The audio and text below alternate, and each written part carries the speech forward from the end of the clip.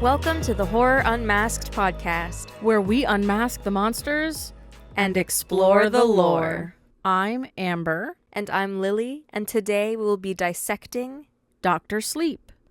Let's get steamy.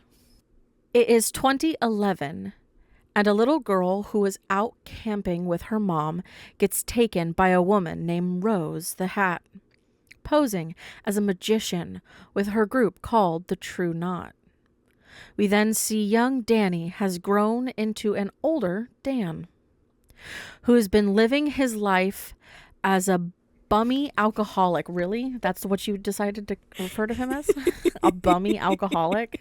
Okay. He was living on dollars and cents, just sleeping around with every single person in order to get, somewhere to sleep. That's what he was doing. Is there something wrong with that? I don't think so. If you want to be a bummy alcoholic, do you, as long as you're not hurting anyone. Dan decides that it's time to take his life back as he moves to a small town in New Hampshire, joins an AA, and gets a job as a hospice orderly. Strange job, Dan. Strange job.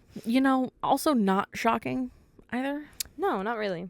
Dan has hidden his shine for years, locking all of the monsters from the Overlook Hotel into boxes within his mind, but has decided to use his gift to comfort dying patients, who nicknamed him Dr. Sleep.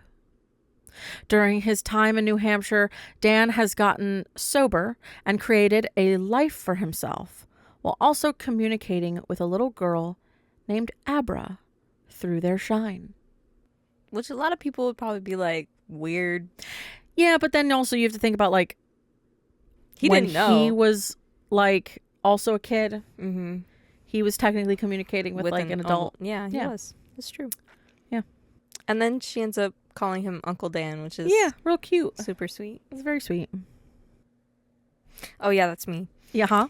8 years later, Abra sees and feels Rose and her group brutally murder a small boy in order to steal his shine. Which was fucking intense. That scene is brutal. That little boy, the actor, props to him because it was brutal. It really seemed like he was being tortured. So, in order to steal his shine, or as they like to call it, his steam, and bury him in an unmarked grave, we learn that the True Knot has traveled for centuries, murdering children with shine to feed on their power and live long lives. Extremely upset by this event, Abra finds Dan through the shine and meets him in person for the first time, asking him to find the boy's body and his glove that was touched by one of the True Knot members in order to find the group and end them. Knowing that Abra looked in on the boy's death, Rose gets inside of Abra's mind and discovers where she lives, making this mission even more dangerous. But Abra was able to push back into Rose's mind. The True Knot believes that since Abra has looked inside Rose's mind, that they should leave her behind while they find the girl. But when they make it to New Hampshire, the whole group is killed by Dan and Billy, who is Dan's best friend / sponsor. Spoiler warning, skip ahead. Rose is infuriated and decides to hunt Abra down herself to take her steam, slowly and painfully, over many years. Dan knows that Rose will never stop looking and takes Abra to the one place that is dangerous for all three of them, the Overlook Hotel. Once they make the long drive up the mountain, Dan goes inside to wake the house up and begins to see many visions of the past. Rose has arrived and immediately comes after Abra when Dan suddenly traps her in his mind. Inside the maze, Rose escapes the trap but realizes Dan's power and attacks him instead. Abra runs away and Dan unleashes all of the monsters from their boxes, who surround and kill Rose. Once she is dead, the monsters begin to surround Dan and take over his mind like they did his father in order to attack Abra.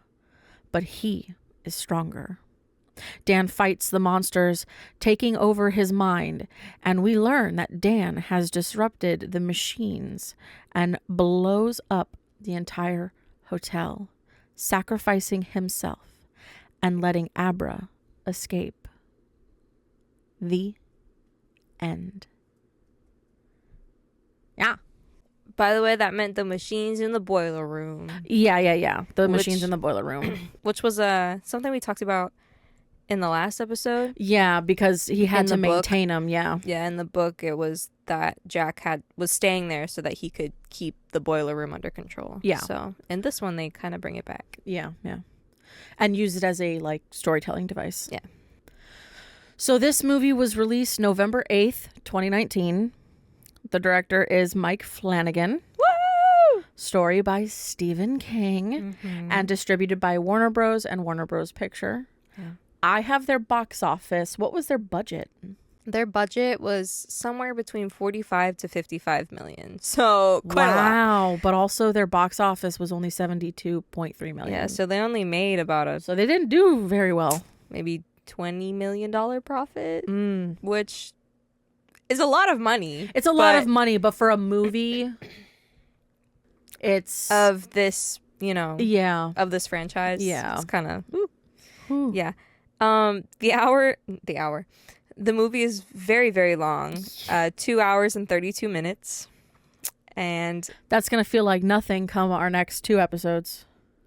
actually, the next movie that we're talking about is shorter than this one. Yeah, but the next one after that Oh, yeah. is ungodly long. It doesn't feel like it's that long when you're It's watching like it. it's Lord Although of the, it's like Lord of the Rings. It took me 3 days to watch that one. It So, did. yeah. Yeah. Except when I watched it in theaters for the first time. Then Yeah. obviously I sat through the whole thing. Yeah. But yeah. It got a 78% on Rotten Tomatoes. So actually Not too bad. really bad for Even for how much they made for it, it still Yeah. got a pretty decent Mhm. review. yeah. I only put a few of the actors here. Same. I have Ewan McGregor as Dan or Danny Torrance. Mm-hmm. Rebecca Ferguson as Rose the Hat. Yep. And Kylie Curran as Abra Stone. Yep. That's who I put. That's what I got. That's because that's pretty much who the Those entire... are the main important people. Yeah. Like, the True Knot are cool and all that kind of stuff, but, like, there's a lot of people who... like Snakebite Andy and yeah. Crow Daddy? Crawdaddy. Crawdaddy? I don't know. All these other characters, for Yep. real. Mm-hmm. Mm-hmm, Very strange. Oh, yeah. All right. They got all sorts of ish going on there. All right. So you want me to go? Yeah. All right. Okay. So Mm-hmm. I have the set director, which was Gene Sardena, and the production designer Mahir Ahmad. And so I have a lot of notes on the production itself. Mm-hmm. I didn't get like a whole load of notes for this one because obviously there's like because of that step back and forth between The Shining and this, trying to make sure that you're not getting notes that are accidentally in reference to The Shining. Yeah. So there's not like a whole load, but there's a decent amount. Mm-hmm. So when our character Dan first arrives in his attic apartment, the notion was given to the room the character of a furnished rental of a down and out person seeking shelter. Yeah. And there were a number of challenging factors. So the set had to conform to certain architectural conventions to allow for shots that had been meticulously storyboarded. But also the character lives in this space over an 8-year time span. Yeah.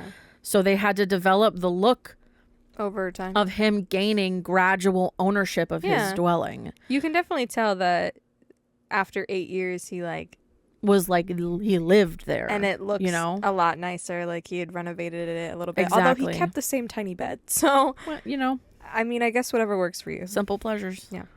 But obviously the space still had to be big enough to allow for stunts and effects work. Yeah. Especially the big ass fucking red rum on the wall. And With- it like and they're cracks in. Communication stuff was pretty cool. Mm-hmm. I liked all that. It presents a daunting challenge to preserve the integrity of character in a set when there are so many competing agendas aligned to sacrifice the character to the technical demands of the film. So sometimes it's that balance of like trying to keep it still feel like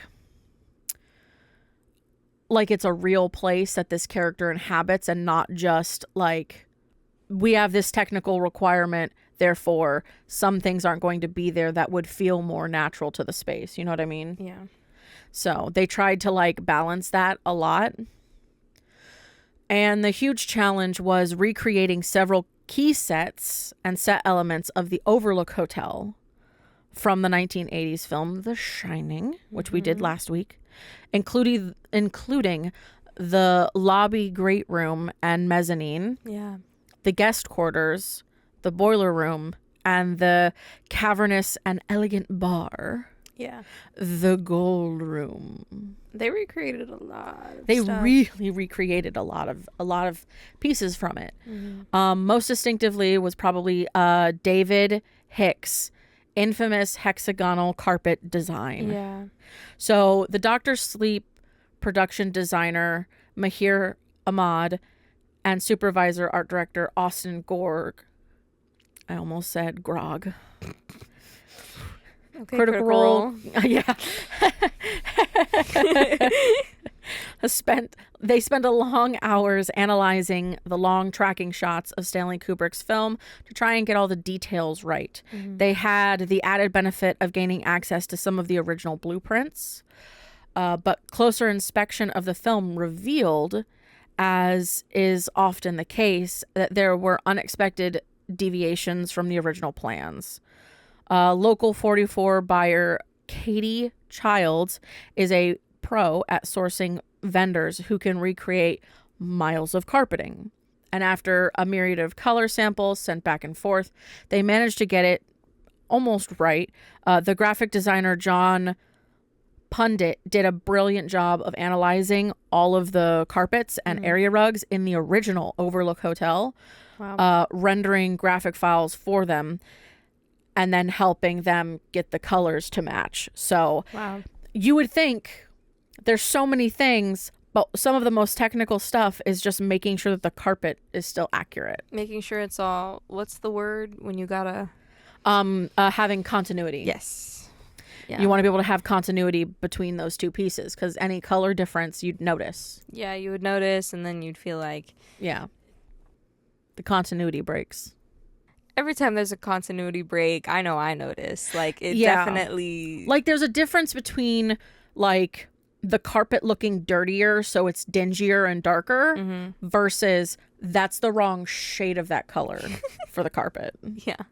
Because that's, like, not the right orange, or that's not the right red. You know what I mean? Then... Yeah, because one of my pet peeves... Yeah. One of my biggest pet peeves is when people decide to just swap actors for the same character and like make it be like, oh yeah, we're just nobody will notice. Here the whole time. It's fine. No, it bugs me. And also it bugs me. I know Mike Flanagan loves to reuse his actors. Yeah, yeah. But I'm not sure if his picks for Wendy and Jack coming to replace them was like the best idea, because they did not look anything like their original characters, personally. Yeah. And I know they're actors that Mike has used before. Yeah. But it was just so noticeable to me. And that's what I mean with like the continuity thing. Like it was just like, yeah, you could have done a little bit better with casting, I think. With at least those two. But those were also more minor moments. Yeah. And I guess you could explain it by being like, oh, maybe it's just the way Danny remembers it. Exactly. I guess, or what his parents look like in that moment, I guess. Yeah. I don't know. So, set dressing paint foreman Danielle Cotter had to find just the right age level to suggest the long state of dereliction of the hotel itself, but still allowed the environment to be recognizable, obviously, especially because the room 237 is the infamous room from The Shining with the dead, decomposing woman in the bathtub who's prone to making unexpected appearances. Yeah. They got to recreate the insanity of that room. The peacock Art Deco carpet, the 70s chevron bedspread with matching curtains, and Chevron. raspberry Oh my gosh. velour seating area.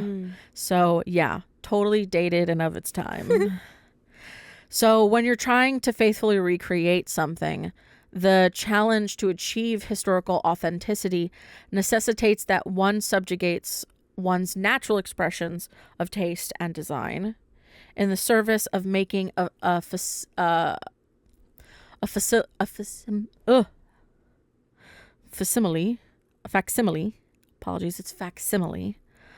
of someone else's taste and aesthetic criteria.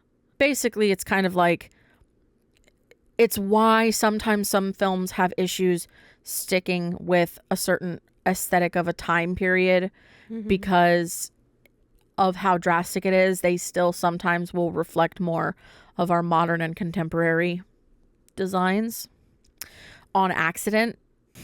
Just because that's what they're used to. Exactly. But there are some people who find pleasure from feeling like you've obviously successfully recreated something that would have been 100% of that time. So it was kind of fun of them having to recreate kind of those different settings and designs for those spaces, especially because of the fact that it's kind of like the house like went to sleep after that event, the events of The Shining, because it didn't have any more energy to to pull from. Exactly. So because it was just left there, boarded up.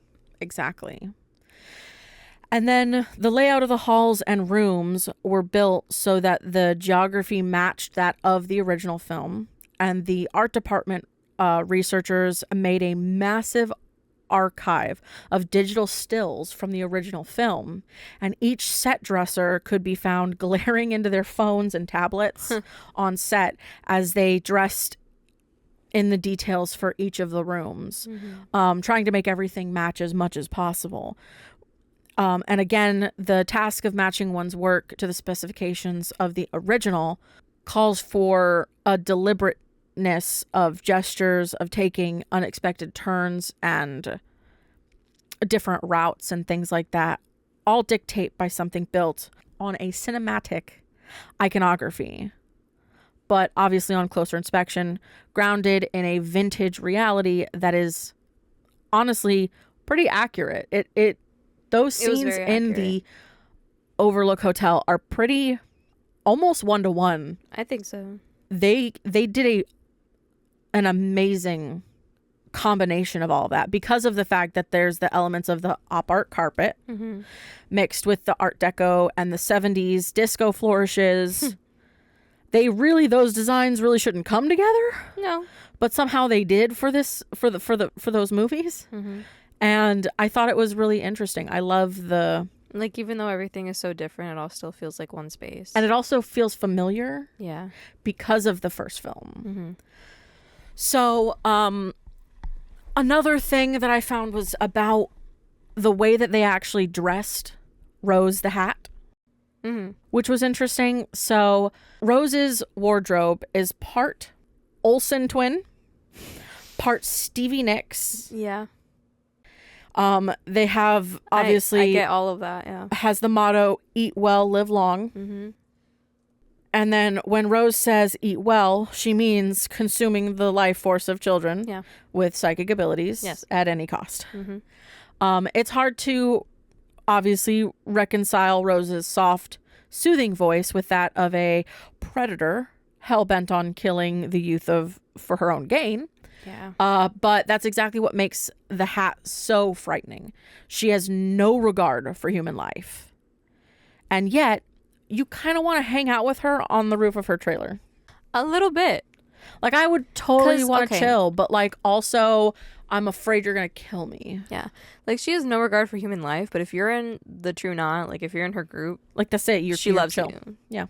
Like, Yeah. the way she really mourned for everyone when all of her people were Yeah. killed. Like, she Oh, was yeah. she was angry. She Oh. was hurting. Oh yeah. And she was gonna come after Abra and torture her for a very long time. So Yeah. So they had no green screens on set. Everything was in its original habitat or on stage. They had an incredible movement coach named Terry Notary, who also worked with Andy Serkis. Jesus Christ. I almost called him Angie. Andy Serkis on Planet of the Apes. He helped them create this creature who feeds off steam and helps each of the True Knot to find out individual ways of behaving in their movements. So each of the True Knot different characters, like, although they are all this same kind of creature, each one has their own like movement pattern and way of emoting, so that they're all these individual characters, but they're all the same creature type. You know what I mean? yeah.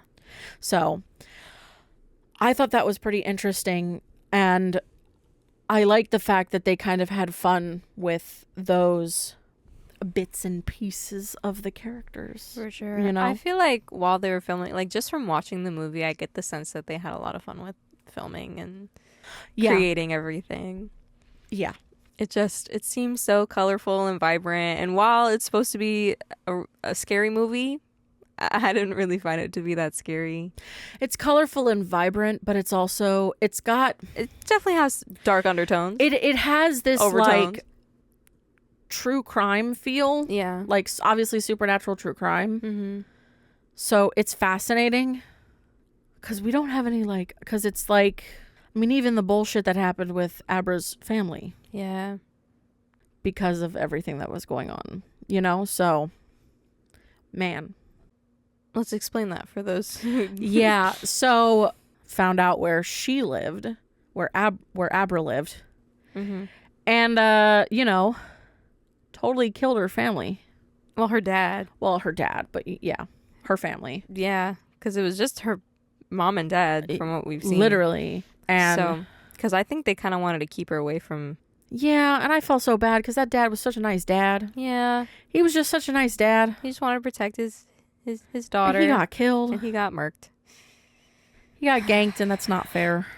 No, because it basically what happened was while the True Knot told Rose to stay behind, Yeah. she still told Crow Daddy. I still don't know. Crawdaddy. One of the members Crawdaddy. where she lived so they could go Yeah. get her while the rest of the group. Like a form of justice. Yeah. Because at that point, some of the members of the True Knot had been killed. Right? It was all happening at the same time. Gotcha. So all of the group of True Knot went to where they thought Gotcha. everyone might have been, but Yeah. then Crawdaddy, I guess, somehow knew where Abra was. That's kind of a plot hole where I'm like, I don't Yeah. really know how he would know that, Yeah. and why wouldn't the entire group just... Well, I mean, I feel like it's maybe one of those situations where it's like when she entered her mind, that's where she found out where she lived. And so sent him, or at least Just- informed him about what she saw. And so he was like, I'm going to check this out. Exactly. You go do your thing. Yeah. And ended Yeah. up finding her and her dad. That's definitely what I feel like Yeah, happened with that. I think so. But that's the rest of my notes. So what Yeah. you got? I did some digging into the True Knot group and where Cool. they come from, how they came to be. Gotcha. So basically, in the movie, we know that, from watching it at least, if you haven't watched it, Yeah. here's a little breakdown.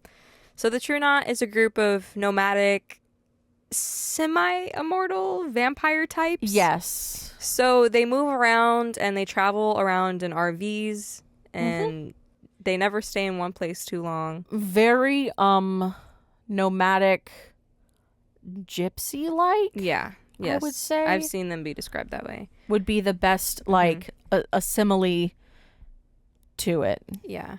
So we know that they use torture to feed off the steam or the soul or the life force of children who have the shine, who have the gift, who have been gifted with the shine.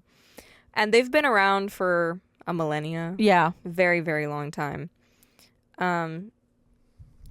Basically, at one point, there were so many of them that they had splintered off groups. So, like, Oh. many smaller groups. Gotcha. But over time, less kids with less shine. Yeah. You know, they can't feed as much. But they own many businesses and campgrounds to cover up their secret meetings, when they want to turn someone into a true non-member, Yeah. when they feed on the steam of children, you know. Yeah. Simple Because things. the biggest thing is that it's like vampires probably as close as we can get to something as similar to this, Yeah. because I can't think of any other being like Yeah, I this. would say But vampire. it's definitely one of those like vampires. The only deviating factor is that vampires are already immortal and they just have to feed on blood In order to, like, not desiccate. Versus the true knot, like they have to feed on steam so that they stay immortal. Yes. Versus the other way around. And it's not even true immortality, because when Rose is talking to Snakebite Andy, one of the people they turn, they basically say that, oh, you're 15 now, but in a couple hundred years, you'll be 17. Yeah, so but you're you'll still still be going to young. age. Yeah. You just age significantly shorter and slower. Correct. Yeah. Yeah. So, but they have rules. So they'll eat children. Doesn't matter. But if they come across an adult with shine, if they have unique abilities, then they'll decide whether or not to recruit and turn them. Yeah. But they don't feed on adults, because to them it's like bad meat. Yeah. Which is disgusting way of putting that. Yeah, it It's so is. gross. Yeah. But where they come from, Stephen King was inspired by RV drivers when coming up with this group. So in the book, they're described as ancient looking, with white hair, hunched backs. They're not really up to date with technology. Oh, wow. That's a And very he different said- visual. Yeah. He said, driving back and forth from Maine to Florida, which I do twice a year, I'm always seeing all these recreational vehicles. The bounders in the Winnebagos. I always think to myself, who is in those things? You pass them 1,000 times at rest stops. They're always the ones wearing the t-shirts that say, God does not deduct from a lifespan time spent fishing. They're always lined up at the McDonald's, slowing the whole line down. And I always thought to myself, there's something really sinister about those people, because they're so unobtrusive, yet so pervasive. Yeah, exactly. So that's what inspired him, just from the travels. That's interesting. He's done.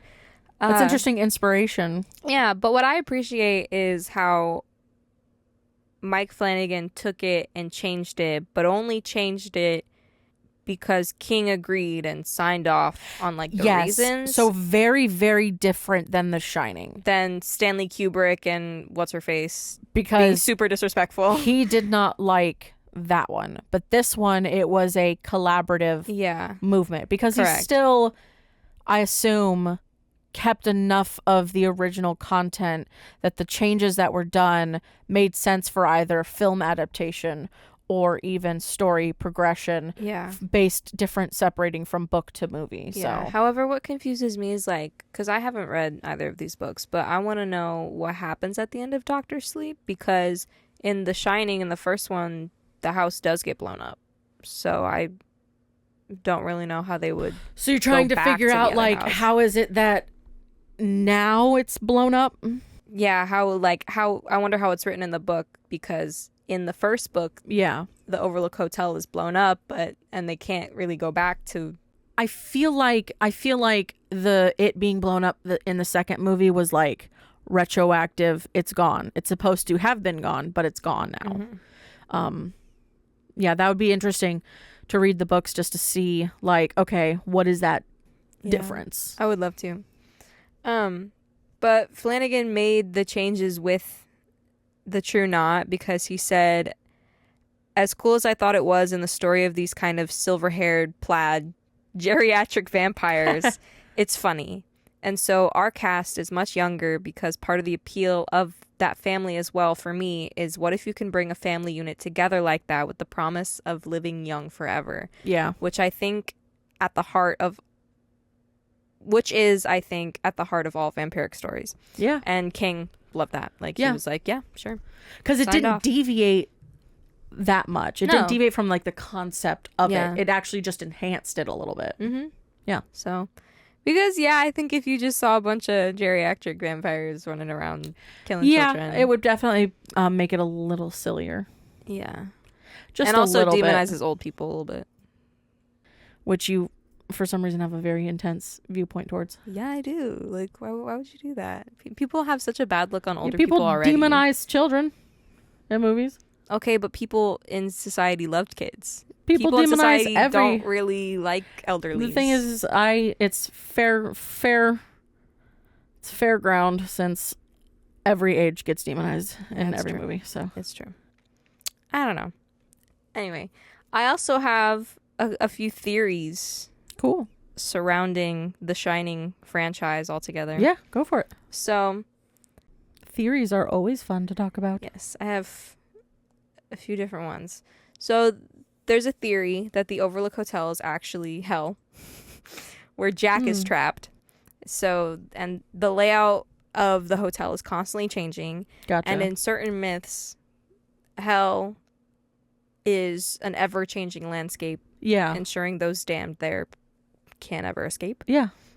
And it's also has a lot of ghosts. So Yeah. most of them who would be condemned to hell, Yeah. you know. I think for In me it traditional feels less like hell, more like a purgatory. That goes on to my next one. Ooh. So this next theory is basically saying that Jack going crazy and attacking his family happened before the movie. So that the movie is actually just Jack repeating that winter over and over again. Oh shit. Forever. Huh. So that that implies that Wendy and Danny aren't actually there, but more just disturbing figures. Like it's the torturing memory him. of it. Yeah, and they're just spirits used to torment Jack to make him relive his time as the caretaker just over and over again. Gotcha. Like even lines in the movie that say, "You've always been the caretaker," Yeah. from like what Grady says to him, or even Jack claiming that he felt like he'd been there before. Yeah. So that just supports that theory. Yeah, it does. Which I thought, honestly, Yeah. that checks out the most. It would make sense. There's another theory from a history professor named Geoffrey Cox, which there's another article by the New York Times that also goes into it, but basically it involves the Holocaust. So, and the number 42. Yeah. So the number 42 is in this movie and throughout the films, at least The Shining specifically, a lot. It was on... Okay. There are 42 cars in the parking lot of the Overlook Hotel. Okay. On Danny's shirt in one of the scenes, it has the number 42 on it. On... Halloran. Yeah, in Dick Halloran's license plate, there's number 42. Even 237 alludes to it because 2 times 3 times 7 is 42. So what does it all connect to? There's still more, like So there's just a shit ton of references to the number 42. yeah. And then And so it's because you're saying it has a reference to the Holocaust? yeah, because 1942 is the year that the Nazis launched their Final Solution campaign. Gotcha. And even Jack Adler's typewriter was manufactured by a German company. And he's a Holocaust survivor. But also, Kubrick was a fan of Hitchhiker's Guide to the Galaxy, where, you know, number 42 Yes. means life, the universe, and everything. Yes. So, Yeah. Okay. it could be the Holocaust, it could just be Hitchhiker's Guide. Yeah. But the last theory Yeah. is the one I found the most interesting. Huh. because it involves the next movie we are talking about. Oh shit, really? Yep. So, there is a theory by the film theorists that connects it to The Shining Huh. and the reason for Jack's madness. So, Ooh, is it going to tie into a certain character that I'm thinking about? possibly, Ooh, shit. Okay. maybe, I don't know. So, Jack was helped by the ghost of Grady Mm-hmm. in the same way that Henry Bowers, one of the bullies from It, was helped by the ghost of his old friend who was killed Yes. by It. That's what I was going to say. That's the Years person ago. I was thinking about. Yes. Yes. Okay. So in both situations, the ghosts help Jack to get out of the pantry and help Henry to get out of a mental institution Yes. much later in life. Yeah. Yeah. In exchange for murdering Danny and Wendy Yes. and the losers, Yes, who are the main exactly. characters in It. So, and then it also provides them with physical murder weapons. So Yeah. Jack's axe and Henry's knife. Yeah. And it also mentions that it doesn't have a problem killing people. Like it's all powerful creation, eater of worlds. Yeah. It does not give a fuck. He don't give a fuck. Unless Yes. they have shine. Unless the person he's going after has shine. Then he uses other means to get to those people. Oh shit. So, meaning the losers, Yeah. that whole group, they all shine. Damn. And they all have, and I'm going to talk about this in the next one. in the next one. And I'll go into more detail about how Ooh they shit. shine. But, yeah. So, it's also connected through Dick Halloran, who's Huh. the chef at the Overlook Hotel. Yeah. But he's also a survivor of the Black Spot, which is a nightclub that burned down. Yeah. And it was burned down by It. Oh shit. Yes. I was like Mhm. Black Spot. That Yes. I remember that. And Halloran ended up using his shine to save Will Hanlon, who was Mike's father. So one of the members of the Loser Club. Damn. Yeah. But yeah, so they all shine. So Shit. although there's some holes in that because based on his 27-year hibernation, Yeah. this movie happens in the 70s where It happens later 80s. So if we're going off of his hibernation rules, it doesn't really apply. This is just a theory. Obviously, it hasn't been confirmed. Okay, well, here's by- also the other thing that there could be a bit more in the flip-floppy range Mhm. is that maybe when it first landed, the 27 rule hadn't existed yet No, it had. from the get-go. I've done research Gotcha. about Okay. its origins. I didn't know if it did or not because I know sometimes, like, I know that there are some times in some movies where a creature will come and appear, and Yeah. at first it will be chaotic, and then it will have a routine after Yeah. that point. Mhm. So I didn't know if it was going to be a similar situation, but no, I've done the research on where it comes from and but it his whole still would make background sense and- that that would be still a correlation. for You sure, know what especially I mean? because it's Stephen King's, like it's his whole universe. Exactly.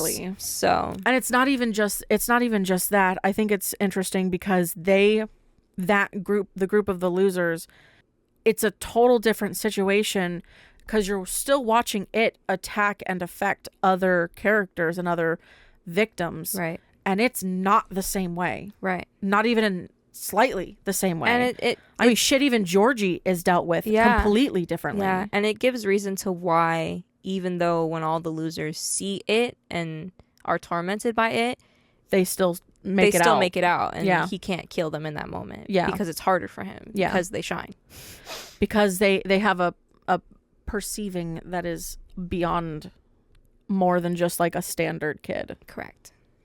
That's fascinating. Which think I it's like really that cool. theory because I like otherwise that a it's lot. like, okay, how did they all get It away? justifies more as to like, okay, there's a little bit more here. Mhm. And it explains some stuff that happens in the second It and why certain adult characters have certain things that they Yes. can and cannot see. Yeah. Mm-hmm. So, yeah, definitely interesting. Yep. And we will talk about that Hell yeah. in the next one. So fucking look forward to that, motherfuckers. for sure. Yeah, the next two, we're going to have fun little shining moments. Mm-hmm. Mm-hmm. I just like that they were back to back. Yeah, I thought that was pretty We didn't interesting. even really we didn't even plan realize that. that. We didn't even realize that that was going to be a correlation between the two. Correct. And then I saw it and I was like, oh, How perfect. yeah. Just worked out that way. But yeah, that's all I have about all of that. Yeah. So you got 1 stars? I do. I got a couple. Lay 'em on me. All right. The first one is, I feel like I watched a different movie than most of the other reviewers here. What the fuck was with the gypsies tracking down children with telekinetic powers and vaping their souls? I'm not kidding. They vape their souls, then shotgun the smoke to each other. You know, not wrong. Nope, not wrong. The characters and acting were all terrible. Not even Ewan McGregor could save this one. What a stinker. I felt like I was watching some tween garbage like Twilight. Okay, first of all, That was a personal offense. that was a personal offense. However, I know that Twilight is comedy first, romance second. And also, it is 100% teen garbage. It But, is. like, you know, it's a guilty pleasure teen garbage. It is. Like, I've been to Forks. Don't. Yeah. She has a jacket. I have a, yeah, from the place. Yeah. It's amazing. In this movie's defense, I never read the book, so it may have just been a bad story altogether. I hope this review saves some people some money and 2.5 hours of their lives they will never get back. That's such a basic review answer. Yeah. It's always, this much time you'll never get back. Okay, Yeah. Like I hate that phrase. Can you come up with anything better, please? something better. Something better. Something more clever. Just a little bit. Anything. Mm-hmm. Yeah. Yeah. Yeah. And then the next one. Dr. Sleep is a different kind of bad and high budget, low quality. Okay. That whole sentence confuses me. High budget, lots of money spent, but the quality doesn't match the money. Kind of bad and high budget, low Yeah. quality. Okay. I'm still puzzled by understanding what my worst impression of this visual atrocity is. And I'm puzzled by what the fuck you're saying. Is it the especially heinous homicide of Kubrick's cult classic, which has absolutely no meaningful connection to the original? Okay, I have lots of issues with this already. There's definitely connections. There's definitely connections. Like, if you Yeah. go back and you listen to our podcast, like everything Yeah. that Amber just said, Yeah, literally. yeah, Like extreme detail. extreme. Like, extreme. Is the transformation of the movie from a mysterious B-grade thriller starring uninspired Ewan McGregor, Oh my God. don't ever talk about my man that way, into a garbage superhero movie with absolute trash script and screenplay? It was actually pretty good. I thought it was really good. Yeah. Is it the wannabe art cinematography with unrealistic, unexpected, and unnecessary CGI scenes? Did I don't you know. not? I literally said that there were no green screens on set. I mean, And like there wasn't a whole lot. Like yes, there was CGI, but like not not other than, extreme. you know, when Rose the Hat is like going through Abra's mind. There's some CGI, yes, but nothing, not severe. Not insane. Is it perhaps the pathetically unconvincing performance of Rebecca Ferguson comparable to a first-timer selling insurance? Damn. What the hell? Or maybe the fact that the idea of a steam worshipping cult is not the stupidest part of the movie. The sharpest part of the movie was the insanely V-shaped jawline of Emily Allen Lind, and that speaks for itself. Damn. Okay. If there weren't so many cheesy jump scares, Dr. Sleep would have put me straight to sleep after the first 30 minutes. Damn. Okay, but the jump scares kept you awake, so what does that say? Yeah. For real. You stayed up. You watched it. Jinx. The first 1-star review, sure. Yeah. The second, Sounds more like just like random weird complaints. yeah. Because at least in the first one, they were talking up Ewan McGregor. And then in the second one, they shot on him. So Well, they also just were making points. it's true. It was like, oh yeah, he goes, I'm still puzzled by understanding what my worst impression of the visual atrocity is. And then then begins to just ask questions of like, was it this? Was it that? Was it this? Yeah. Okay, why are you being so passive aggressive, dude? Yeah. Yeah. No need. It was good. Yeah. It was a good movie. I honestly think it's You like it better than The Shining? You're allowed to say it. I'm not sure. Are they somewhere on the same level? Maybe. Mm. Although I'll put Shining lower just because. I already know. The writer and director's assholery. Yeah. I will say that. Yeah. Don't diss my boy King like that. Yeah. Ever. Yeah. And at least with Dr. Sleep, it was like it was a agreed upon thing on what changes happened. Correct. So. And I had Ewan McGregor. Yeah. Come on. Yeah. I love that man. He's multi-talented. Well, hello there. But oh. Yeah. Yeah. Yeah. Yeah. My favorite Jedi. Maybe. Nah, there's a lot of good ones. There's a lot of good Jedi. But Ewan McGregor. He's Obi-Wan. Come on. Obi-Wan Kenobi? I don't know if anybody should top that ever. A lot of people might say Mace Windu. Which, he gets got by Emperor Palpatine. Yeah. So, Yeah. although there's theories that he later becomes Snoke. Go watch a video on that. It's insane, and it'll make you believe it. You'll forget all of the reasons why, but it'll still be like, yep. Yeah. Mace Windu is Snoke. Cool. Done. I wouldn't be surprised. Me neither. Yeah. If I got almost killed by these people, I'd turn evil as well. Yeah. So. Yeah. Anyway. Yeah, Is it all your stuff? All my stuff. All my Alrighty. stuff. Get ready. So obviously we've already hinted at it. Our next week episode is going to be It. The first It chapter 1. Mm-hmm. So look forward to that. We're going to have our fun little connection points here, which will be interesting. Yeah. Send us an email at horrorunmasked@gmail.com. Follow us at Instagram and Twitter at horrorunmasked. And listen to us on Spotify and iTunes at Horror Unmasked Podcast. Subscribe to our YouTube at Horror Unmasked Podcast. Obviously, like, comment, subscribe. Give us 5-star reviews for everything. It helps us get ourselves out there. And if you're watching this without watching The Shining, go watch The Shining. Yeah, it's actually a really good movie. It's not that bad. It's not as scary as you would think it would be. Oh, I'm not talking about the movie. I mean the podcast. Oh, well, yeah, that's the movies too. But that too. If you're listening to this podcast and you haven't listened to the first one yet, definitely go back and listen to that one. Yeah.